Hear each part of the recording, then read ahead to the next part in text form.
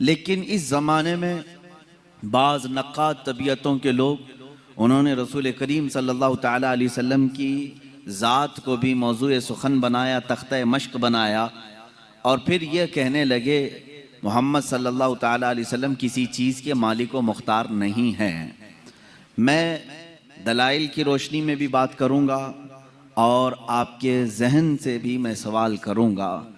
اللہ رب العزت تو فرما رہا ہے میں نے رسول کو ساری چیزیں دے دی، اور خود رسول پاک صلی اللہ تعالیٰ علیہ وسلم بھی اقرار فرما رہے ہیں کہ مجھے اللہ تعالیٰ نے زمین کے خزانوں کی ساری چابیاں عطا کی ہیں۔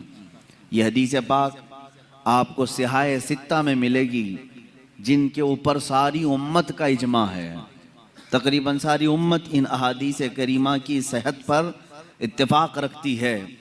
ان احادیث سے میں بات کر رہا ہوں۔ میرے آقا صلی اللہ علیہ وسلم فرماتے ہیں اعطیت مفاتیح خزائن الارض، اللہ نے زمین کے سارے خزانوں کی چابیاں مجھے دیں۔ اب جس کا یہ کہنا ہے کہ رسول اپنی طرف سے کچھ نہیں دے سکتے، رسول کسی کو کچھ نواز نہیں سکتے، وہ مختار نہیں ہے، ان کو اس بات کا اختیار نہیں ہے، تو میں سمجھتا ہوں یہ بھونڈی سی بات ہے۔ میاں اگر کسی کو کوئی چیز دی گئی ہے تو وہ کیوں دی گئی ہے؟ اللہ رب العزت نے سارے خزانے رسول کو دیے، اللہ نے بھی فرمایا اور رسول بھی کہہ رہے ہیں کہ مجھے سارے خزانوں کی چابیاں دی گئی۔ اب ان سے پوچھو کہ یہ دیا کس لیے ہے؟ اللہ نے ان کو کس لیے دیا ہے رسول کو یہ سارے خزانوں کی چابیاں؟ یہ صرف اور صرف سٹیٹس بنانے کے لیے؟ کیا ایک سٹینڈرڈ مینٹین کرنے کے لیے جیسے کچھ لوگ رکھتے ہیں؟